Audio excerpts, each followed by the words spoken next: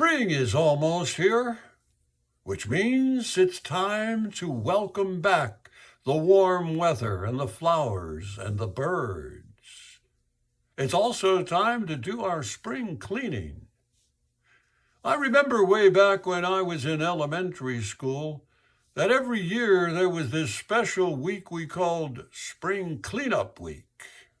It was when we were supposed to get rid of all the stuff that we no longer needed, papers and folders and books and old art supplies.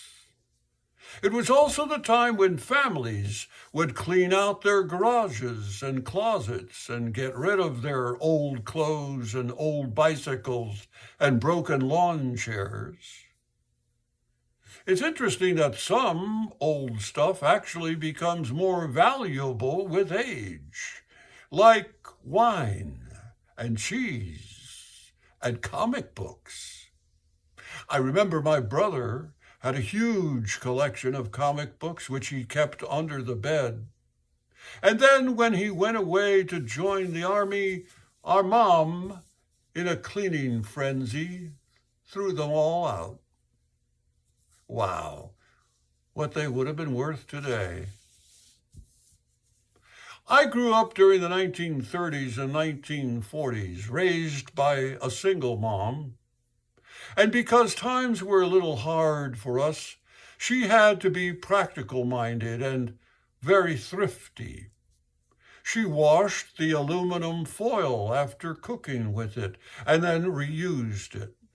She saved bacon grease so that she could reuse it. She was the original recycle queen before they had a name for it.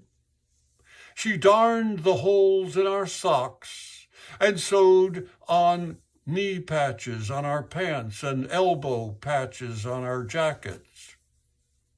During World War II, she planted a victory garden. We raised corn and radishes and potatoes and onions and tomatoes and corn and carrots and rhubarb for our dinner table. There were no food stamps or food banks back then. We learned about eating leftovers. Never waste food was my mom's admonition. You simply learn to disguise it and make it look like a different meal. I followed her practice with my kids, and they often tease me about it even now.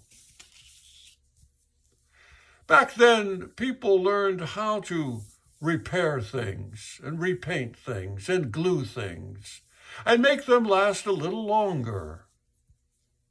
A kitchen table and chairs, a screen door, a bicycle, a patch on a pair of pants, things we needed to do to save money. It was a way of life. And sometimes it made me a little crazy, all that refixing and renewing and recycling. I wanted just once to be wasteful. Waste meant affluence. Throwing things away meant that you knew there'd be more. But then my mom died. And on that clear summer's night in the warmth of the hospital room, I was struck with the pain of learning that sometimes there isn't any more. Sometimes what we care about most gets all used up and goes away, never to return. So while we have it, it's best we love it and care for it and fix it when it's broken, whether it's a broken bicycle or a broken relationship, and heal it when it's sick. This is true for old cars and children with bad report cards and dogs with bad hips and aging parents and grandparents. We want to keep them because they're worth it and because we're worth it as well.